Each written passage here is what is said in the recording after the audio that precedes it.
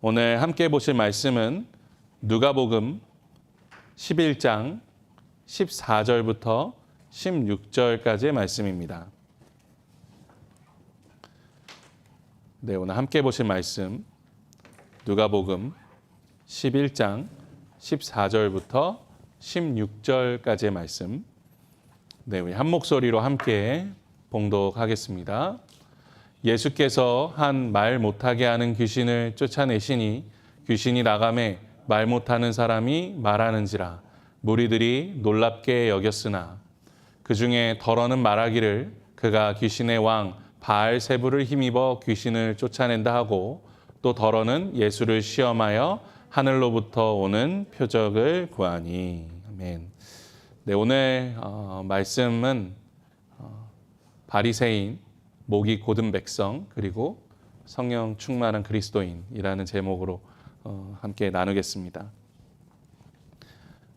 목회하면서 여러 가지 신앙 서적들도 읽어보고 또 여러 성도님들을 만나서 또 여러 가지 이제 간증들을 들어보다 보면 정말 특별한 기적들을 경험하신 분들이 정말 많으세요.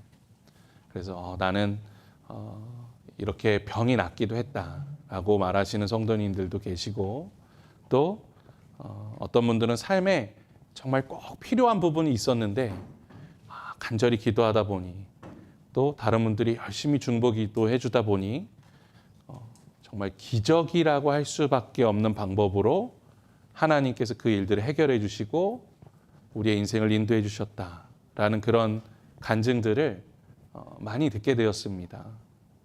우리의 삶에 그런 놀라운 그런 초자연적인 역사들이 때로는 일어나죠. 그리고 그러한 기적 사건들도 대단한 거지만 사실 그것보다 더 위대한 기적은 무엇입니까? 그것은 사람의 마음이 변한다는 거예요. 사람의 삶이 변한다는 겁니다. 우리가요, 어떻게 보면 이 초자연적인 기적보다 더 어려운 게 뭐예요? 사람의 마음이 변하는 거예요. 사람의 삶이 변하는 겁니다. 그러한 초자연적인 기적들을 경험한 사람들이 마음이 변하고 삶이 변해서 하나님을 만나고 예수님을 믿고 성령 충만한 삶을 살아간다.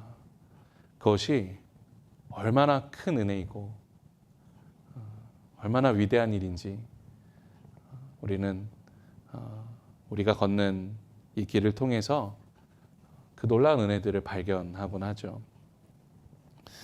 그러면서 또 한편으로는 그런 생각을 해봅니다. 예수님께서 이 땅에 오셔서 수많은 기적들을 보여주셨잖아요. 그 놀라운 사건들을 실제적으로 경험한 사람들, 그 사람들은 얼마나 감격스러웠을까라는 생각을 해보는 거죠.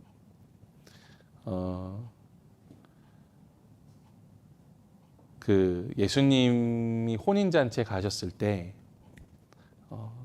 그 집에 포도주가 떨어지지 않습니까? 그런데 문화적으로 그 당시 이스라엘의 문화적으로 포도주가 떨어진다는 것은 굉장히 큰 신뢰가 되는 일이었죠. 근데 예수님께서 하인들 모으신 다음에 어떻게 해요? 물을 붓습니다. 물을 부어요. 그리고 하인들에게 이 물을 사람들에게 나눠주라 이야기해요. 만약에 우리가 하인이었다고 생각해 봅시다. 어떤 남자가 와서 물을 부어요. 그러더니 이걸 포도주라고 갖다 주라라고 말했을 때 이제 하인이니까 시키는 대로 해야겠죠.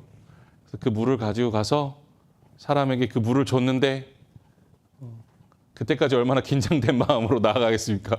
야, 이거 물인데 이거 어떡하냐, 물인데. 그런데 그 물을 받은 사람이 마시더니 와, 내가 먹어본 포도주 중에 최고다. 최상급의 포도주다. 라고 말하는 그 순간에 그 하인의 마음이 어떻겠습니까? 엄청난 감격 가운데 있었겠죠. 그러한 경험들. 그러니까 예수님께서 막 병을 고치실 때, 예수님께서 귀신을 내어 쫓으실 때 만약 우리가 그 현장 가운데 있었다면 얼마나 감격스러웠을까요? 예수님이 무리를 걸으실 때 저도 예수님 손잡고 그 무리를 같이 걸어갔다면 그리고 예수님께서 도시락 하나로 5천 명이 넘는 사람들을 먹이셨을 때 그 떡과 물고기를 내가 맛보았다면 그 감격이 얼마나 클까라는 생각을 해보게 되죠. 그런 상상을 해봅니다. 이 모든 사건들은 실제로 일어난 사건이죠. 실제적인 사건들입니다. 결국 꾸며진 이야기가 아닙니다.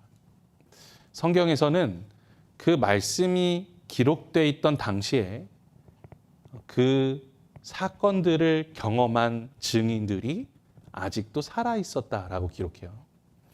즉 초대교회 당시에 이 복음서를 막 교회 안에서 읽어주었을 것 아닙니까? 사람들이 막 읽어주는데 그 당시에 그 사건을 경험한 사람들이 아직도 살아서 그 자리에 앉아 있었던 거죠. 그래서 누군가 대표로 일어나서 막 복음서를 읽어줄 때 수많은 사람들이 손을 들고 증언하는 겁니다. 네, 그때 예수님께서 그 나병 환자 고치실 때 그때 제가 거기 있었습니다. 제가 그 오병이어 사건 때 예수님이 축사에서 나누어 주신 그 떡과 물고기를 제가 먹었습니다. 제 눈이 떠졌습니다. 제가 아직까지 살아 있습니다. 제가 부활하신 예수님 보았습니다. 부활하신 예수님과 함께 식사도 했습니다. 라는 그 증언들이 교회 안에 이곳저곳에서 쏟아질 때 얼마나 그 예배가 감격스러웠겠습니까? 그런 생각들을 해보면 예수님 시대 때 그런 기적을 경험한 사람들 좀 부럽다. 나도 그 자리에 있었으면 좋았겠다. 라는 생각을 해보게 되죠. 만약에 우리가 그런 것들을 경험했다면 어떨 것 같아요? 그러면 우리 신앙이 흔들리지 않지 않을까? 항상 예수님을 믿는 믿음 안에서 이 굳은 믿음으로 정말 굳건한 믿음으로 흔들리지 않는 신앙으로 살지 않을까라는 생각을 해보게 되죠. 하지만 과연 그럴까요? 오늘 말씀에 나오는 기적 사건도 정말 대단한 사건입니다. 예수님께서 한 귀신 들린 사람의 병을 고치시는데 말 못하는 사람이 있었어요. 귀신 들려서 말을 하지 못했습니다. 이때 이 말하지 못했다라는 뜻으로 사용된 이 헬라어는 코포스라는 단어인데 이 코포스는 말을 못할 뿐만 아니라 듣지 못하는 사람에 대해서도 주로 사용하던 단어였습니다. 그래서 오늘 이 누가복음 11장 우리가 함께 보신 이 말씀과 또 동일한 이야기를 하고 있는 본문이 마가복음에도 나오는데 그 마가복음에서는 이 귀신 들린 사람이 말도 하지 못했고 듣지도 못했다라고 기록하고 있어요. 그래서 종합적으로 보면 이 귀신 들린 사람은 말도 못하고 듣지도 못하는 그런 사람이었던 것 같습니다. 이것은 물론 육체적으로 말도 하지 못하고 듣지도 못한다라는 의미를 가지고도 있지만 영적으로도 전혀 소통이 되지 않는 그런 상황을 의미하는 거죠. 귀신이 한 사람을 사로잡아서 듣지도 못하게 하고 말하지도 못하게 만든, 그래서 영적인 메시지를 듣지도 못하고 또 영적인 표현을 말하지도 못하는 그러한 영적인 감옥에 가둬놓은 것과 같은 그러한 상태를 의미하는 것이죠. 그런데 예수님께서 그 귀신 들린 병자를 고쳐 주셨습니다. 귀신을 내어 쫓으셨어요. 이것은 그 환자가 이제는 듣게 되고 이제는 말하게 되었다는 의미를 넘어서서 무엇입니까? 그를 영적인 감옥에서 해방시켜 주셨다는 거죠.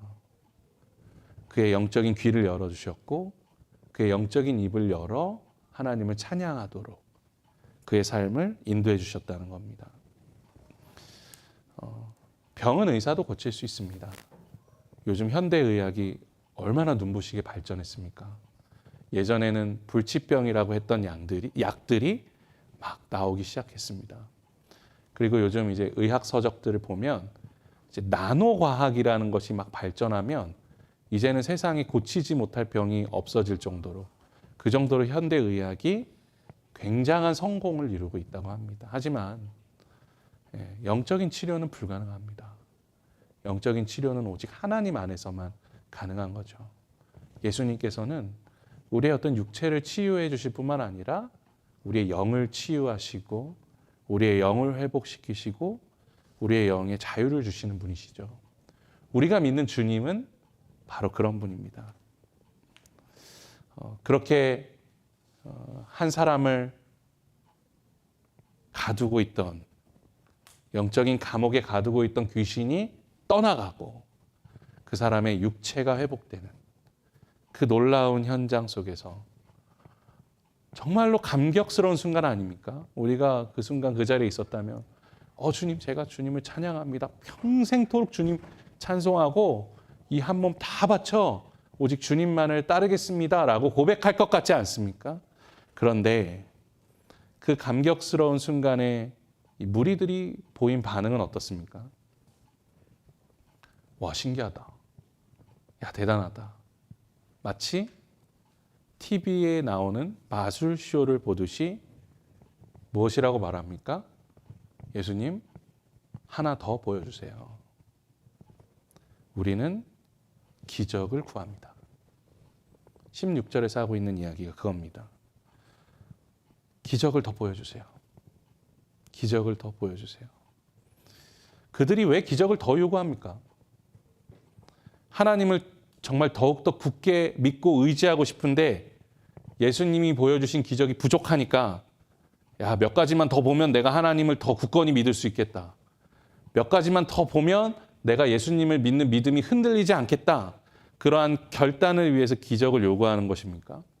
그렇지 않죠. 그냥 기적 보는 게 좋은 거야.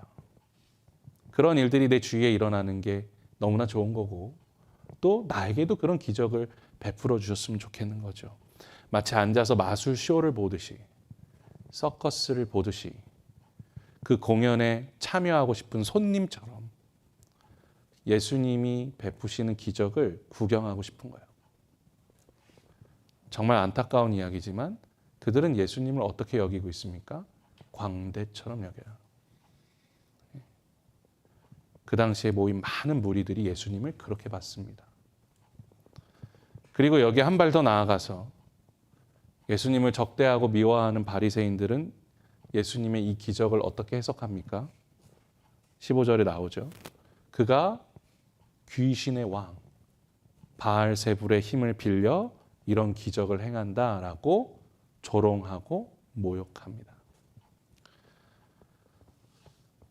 우리가 잘 알고 있지만 예수님은 하나님의 나라를 전하시기 위해서 최선을 다하셨죠. 아니, 모든 걸 다 주셨죠. 그리고 자신의 자녀들을 너무나 사랑하셨어요.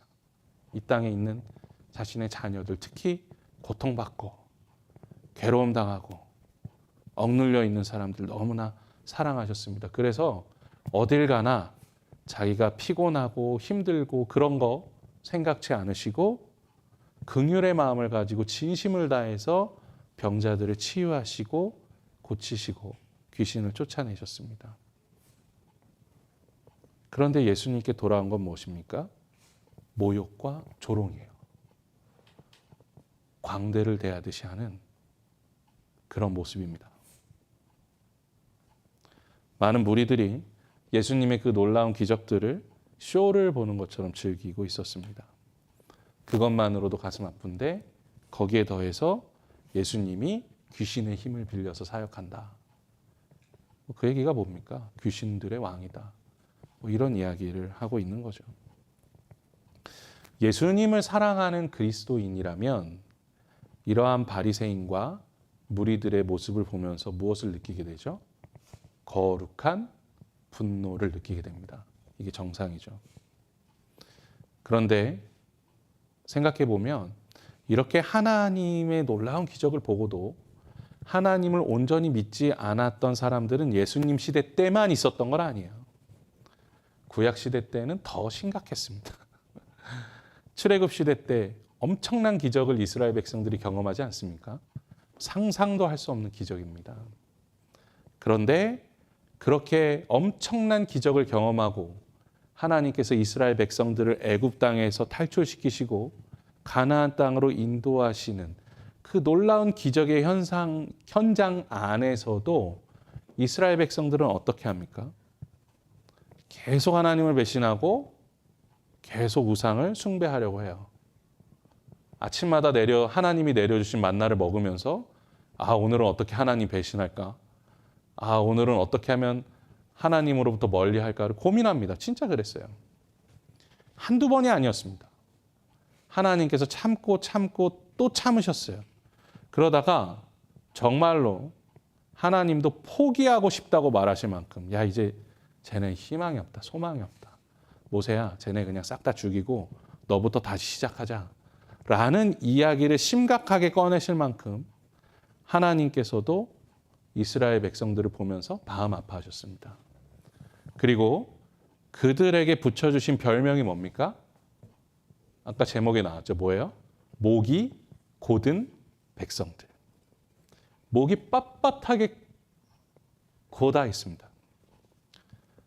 절대 고개 숙이는 일이 없습니다. 이야기는 무엇입니까? 영적으로 교만하고 완악한 마음을 가지고 있는 모습들을 비유한 거죠. 그들은 오직 자기 자신만을 위한 신앙생활에만 관심이 있습니다. 그러면서도 하나님께 계속 요구하고 하나님께 계속 요구해서 받기만 바라고 또 받으면 받는 대로 감사하지 않고 더 많은 것을 요구하든가 그것을 주시지 않으시면 실망하고 하나님 배신하고 하나님 원망합니다. 이 모습이 바로 목이 곧은 백성들이죠. 그런데 그러한 이스라엘 백성들이 가나안 땅에 들어가고 나서 변화되었나요? 아니요. 하나님께서 너무나 아름다운 땅을 그들에게 주셨어요. 이방인들을 다 쫓아내고 이제는 너희가 이 땅에서 하나님의 영광을 위해서 살아라 라고 그 땅을 다 주셨습니다. 모든 전쟁에서 승리하게 인도해 주셨어요. 그런데 그곳에서 이스라엘 백성들이 하는 일은 무엇입니까? 우상을 섬겨요. 우상을 섬깁니다. 그리고 날마다 악해집니다. 그래서 사사시대를 다른 말로 무엇이라고 합니까? 암흑의 시대라고 하죠. 그러다가 이들이 왕을 요구해요. 그래서 그들의 소원대로 또 왕을 세워줬습니다. 왕들도 다 위대한 왕들이었어요. 사실 사울 왕도 굉장히 용기 있고 대단한 힘을 가진 왕이었죠. 다윗은 말할 것도 없고요. 그의 아들 솔로몬도 마찬가지입니다. 그런 위대한 왕들이 그 땅 가운데 세워졌는데 결국 그들이 또 하는 것은 무엇입니까? 하나님을 배신해요. 우상을 숭배합니다. 하나님으로부터 어떻게든 떠나려고 합니다. 그 놀라운 기적들, 그 놀라운 은혜들을 날마다 경험하면서도 그들의 마음은 똑같아요. 변하지 않습니다. 그래서 결국은 이스라엘이 패망하죠. 망합니다. 예루살렘 성전이 먼지가 됩니다. 모든 것이 사라집니다. 그런데도 여전히 하나님은 그들 사랑하셨어요. 그래서 어떡합니까? 다시 불러주셨어요. 우리가 에스라의 말씀을 함께 읽지 않았습니까? 하나님께서 예루살렘 성전을 회복시키셨고 하나님께서 이스라엘을 다시 세우셨고 이스라엘 백성들을 그 땅으로 정말 기적 같은 일들을 통해서 다시 인도해 주셨습니다. 그런데 그로부터 몇백 년이 흐르지 않은 예수님 시대 때 그들은 또 무엇을 하고 있습니까? 그들은 여전히 목이 곧은 백성으로 살고 있습니다. 바리새인으로 살고 있어요. 하나님의 아들이신 예수님은 이 땅에 오셔서 모든 것을 희생하셨습니다. 모든 것을 헌신하셨습니다. 정말 머리끝부터 발끝까지 우리에게 주시지 않으신 것이 없습니다. 그러면서 아무것도 우리에게 요구하지 않으셨습니다. 믿기만 해라. 믿기만 해라. 그러면 너희를 구원해 주겠다. 그러면서 이 땅의 백성들을 불쌍히 여겨주셔서 여러 기적과 은혜를 베풀어 주셨는데 그들이 예수님께 돌려드린 건 뭡니까? 조롱과 모욕뿐입니다. 어떻게 이렇게 예수님 모욕할 수 있습니까? 어떻게 이렇게 예수님을 조롱할 수 있습니까? 이런 말씀들을 보면 어떻게 예수님을 귀신의 왕이라고 부릅니까? 예수님이 베푸신 기적을 보면서 하나 더 해보세요. 한 2개 더 해주세요. 3개 더 해주세요. 어떻게 그렇게 예수님을 조롱할 수 있습니까? 그러면 거룩한 분노가 우리 안에 솟아나요. 어떻게 우리 예수님께 그런 말 할 수 있냐? 그리스도인들이라면 이 모습에 화가 나야 됩니다. 하지만 우리가 그렇게 거룩한 분노를 드러내다가도 마음 깊은 곳에서 찾아오는 부끄러움은 무엇입니까? 때로는 우리도 바리새인이기 때문이에요. 때로는 우리도 목이 곧은 백성이기 때문입니다. 성경에 나오는 이스라엘 백성들을 보면요, 참 너무 얄미워요. 진짜 죄송한 얘기지만 한 대 때려주고 싶어요. 어떻게 이렇게 밉상일 수가 있어요? 무슨 사춘기 청소년들도 이렇게 안 할 겁니다. 애부터 노인에 이르기까지요, 말을 너무너무 안 들어요. 철이 없어요. 하는 행동 하나하나가, 아니 대체 하나님의 은혜를 이렇게 받은 사람들이 왜 이렇게 바보같이 사는지, 왜 이렇게 답답하게 사는지 이해가 안 될 때가 너무나 많아요. 어떻게 저렇게 수많은 기적들, 은혜들을 경험하고도 저렇게 하나님 배신하냐, 우상을 숭배하냐. 예수님께서 저렇게 모든 것을 다 주고 계신데 그렇게 예수님을 조롱하고 모욕하냐. 그런데 그렇게 성경을 읽다 보면 성령님께서 우리에게 주시는 마음은 뭡니까? 그게 너라는 거예요. 목이 곧은 백성, 바리새인, 그게 너야. 그 이스라엘이 이해가 안 되지. 그 이스라엘 공동체가 너무 이상해 보이지. 그게 너희 교회야. 그게 너희 성도들의 모습이야. 물론 우리가 이런 변명할 수 있죠. 주님 그렇지 않습니다. 제가 언제 예수님을 귀신의 왕이랑 비교했습니까? 주님, 제가 주님께 그런 모욕을 주지 않았습니다. 라고 생각하실 수도 있죠. 네, 맞습니다. 우리가 표면적으로는 예수님을 조롱하고 모욕하지 않았을 수 있습니다. 하지만 목이 곧은 백성, 바리새인으로 살아간다는 게 뭐 별겁니까? 하나님보다, 예수님보다, 성령님보다 내가 내 삶의 주인이 되고 내가 원하는 대로 살고 내 마음대로 내가 기뻐하는 대로 살고 싶어하는 그 모습이 바로 목이 곧은 백성이고 바리새인이죠. 말로는 하나님 사랑한다고 하면서 항상 다른 것을 더 사랑하고 예수님을 위해 살겠다고 하면서 작은 헌신과 섬김보다는 더 많은 대접을 받고 싶어 합니다. 성령님의 뜻대로 살겠다고 다짐하면서 항상 내 마음과 생각을 앞세워서 살려고 하잖아요. 그것이 예수님을 조롱하고 모욕하고 있는 바리새인이나 목이 곧은 백성들과 다르면 얼마나 다르겠습니까? 저희 아버지는 제가 중학교 때 신학을 시작하시고 늦게 목회자가 되셨습니다. 집에 오면 가끔씩 아버지께서 방문을 잠그시고 어두운 방에서 혼자 기도하고 계셨어요. 그때 이제 그 잠겨진 문틈 사이로 아버지의 기도 소리가 가끔 들렸습니다. 이렇게 기도하셨어요. 이런 기도 정말 많이 하셨습니다. 주님, 제가 바리새인입니다. 주님, 제가 바리새인입니다. 저는 그때 신앙생활 사실 열심히 하지는 않았습니다. 하지만 바리새인들이 진짜 나쁜 사람들이라는 건 알고 있었어요. 그래서 그때는 아니 아버지 죄를 뭐 대체 얼마나 많이 지셨길래 뭐 저렇게 맨날 자기를 바리새인이라고만 하나. 아마도 아버지가 죄를 너무 많이 지으셨다 보니까 좀 죄를 회개하고 싶으셔서 목회자가 되셨나 보다. 뭐 진짜 이런 생각했어요. 그때는. 맨날 바리새인 같은. 그런데 저도 이제 그때 아버지 나이가 됐습니다. 그리고 목회자가 되었죠. 어느 날 똑같은 고백을 하고 있는 저를 발견하게 되더라고요. 하나님, 제가 바리새인입니다. 하나님, 제가 목이 곧은 백성입니다. 저를 용서해 주세요. 그렇게 기도하고 있더라고요. 하나님께서 이스라엘 백성들의 그 연약함과 부족함, 그들의 오만함과 교만함을 성경에 기록해 놓으신 것은 그들을 같이 욕해 주라고 기록해 놓으신 것이 아닙니다. 그들의 그 부끄러운 모습을 통하여 우리의 삶을 비춰보라는 거죠. 우리는 인정해야 됩니다. 우리는 언제라도, 정말 언제라도 바리새인들이나 목이 곧은 백성들처럼 그 교만하고 오만한 길로 나아갈 수 있는 존재라는 것을 인정해야 됩니다. 우리 또한 이스라엘 백성들처럼 언제든지 하나님을 모욕하고 조롱하는 자리에 서 있을 수 있는 그런 패악한 백성이 될 수 있는 잠재력을 충분히 가지고 있는 사람들이라는 것을 절대로 잊어서는 안 됩니다.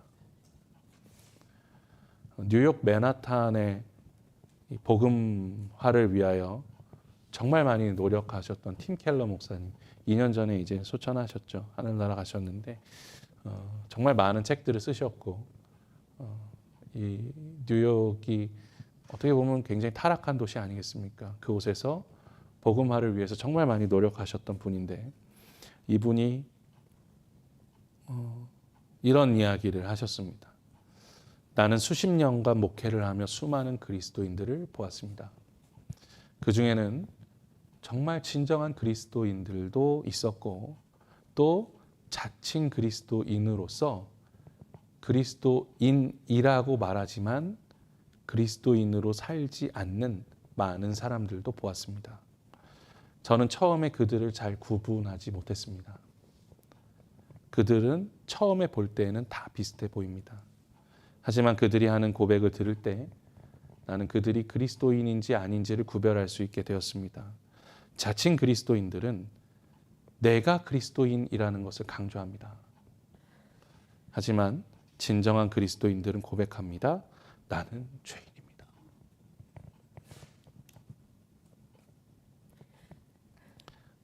사랑하는 성도 여러분, 바리새인들, 목이 곧은 백성들이 예수님을 조롱하고 모욕하며 예수님을 구경거리로 삼았던 것은 그들이 하나님을 향한 믿음이 약했기 때문이 아닙니다.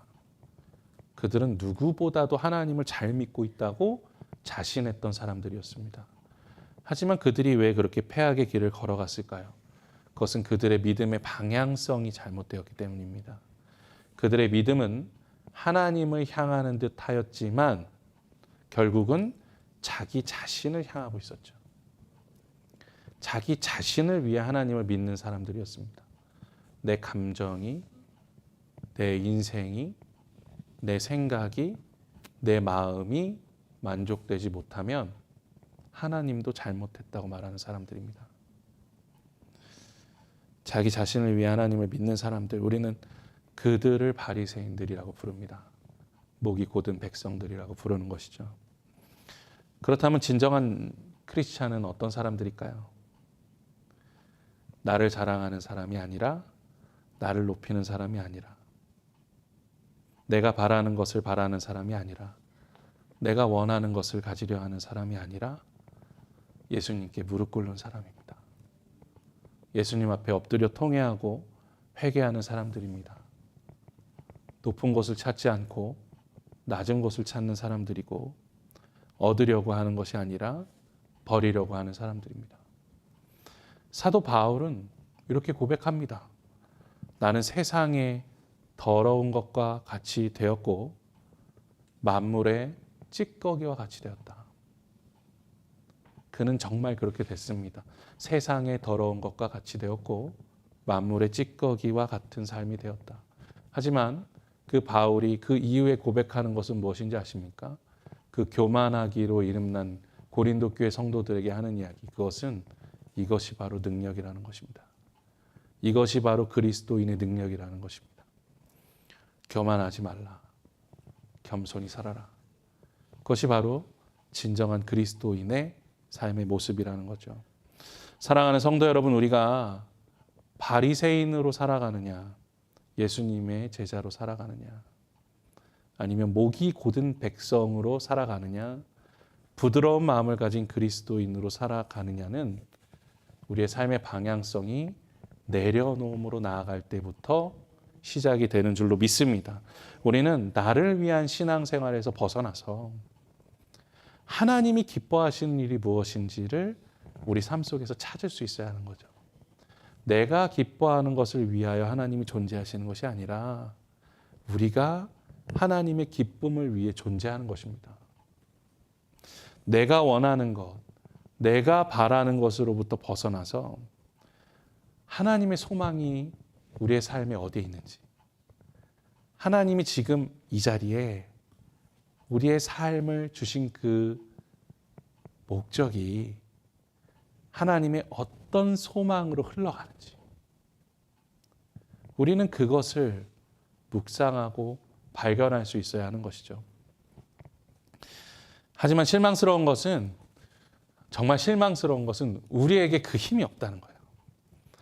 우리에게는 선을 행할 능력이 없다라고 고백합니다. 우리는 앞서도 말씀드렸지만 엄청난 잠재력을 가진 사람들이에요. 어떤 잠재력이요? 악을 저지르는 일. 악을 저지르는 일에 대한 엄청난 잠재력을 가진 사람들입니다. 우리는 틈만 나면 바리새인이 되고자 하는 유혹 속에 넘어가고요. 목이 곧은 백성으로 살고자 하는 사단의 유혹에 너무나 쉽게 넘어갑니다. 우리에게 힘이 없어요. 너무나 연약한 사람들입니다. 그런데 우리가 이 연약함을 먼저 인정해야 돼요. 그리고 누굴 붙듭니까? 하나님을 붙들어야죠. 이것이 바로 내려놓음의 시작이 되는 것이죠. 그렇게 우리가 할 수 있는 것은 무엇입니까? 오늘도 우리 자신을 내려놓고 우리를 인도하시는 성령님께 우리의 삶을 맡겨드리는 겁니다. 날마다 성령의 충만함을 사모하며 그것을 소망하고 기도하며 성령의 충만함으로 나아가는 결단 가운데 있을 때 우리가 하나님이 기뻐하시는 인생을 살아갈 수 있게 된다라는 것이죠. 우리 에스겔 11장 19절과 20절 말씀을 한 목소리로 함께 봉독하겠습니다. 내가 그들에게 한 마음을 주고 그 속에 새 영을 주며 그 몸에서 돌 같은 마음을 제거하고 살처럼 부드러운 마음을 주어 내 율례를 따르며 내 규례를 지켜 행하게 하리니 그들은 내 백성이 되고 나는 그들의 하나님이 되리라. 아멘. 우리가 하나님의 백성이 되기 위해서는 어떻게 해야 합니까? 하나님의 율례를 따라야 돼요. 하나님의 규례를 지켜 행해야 합니다. 하나님의 말씀대로 살아야 돼요. 그래야지 하나님의 백성이 됩니다. 하지만 우리 힘으로 할 수 있습니까? 그렇게 말하지 않아요. 우리 힘으로 하나님의 말씀을 따르고 우리 생각으로 하나님의 규례를 따를 수 없다라고 분명하게 이야기합니다. 무엇이라고 이야기합니까? 우리 이전 말씀 함께 다시 한번 읽어봅시다. 내가 그들에게 한 마음을 주고 그 속에 새 영을 주며 그 몸에서 돌 같은 마음을 제거하고 살처럼 부드러운 마음을 주어. 우리가 하나님의 말씀을 따를 수 있도록 우리의 삶이 이끌어지기 위해서는 우리의 마음이 부드러운 마음이 돼야 돼요. 그런데 우리의 마음은 여전히 돌같이 단단한 마음입니다. 이것이 깨어지기 위해서는 어떻게 해야 합니까? 주님이 부어주시는 새 영이 우리 안에 함께 해야 합니다. 그것이 무엇입니까? 성령의 충만함이죠. 성령의 충만함을 통하여 우리는 그 겸손의 길로 나아갈 수 있는 겁니다. 하나님이 기뻐하시는 길로 나아갈 수가 있는 것입니다.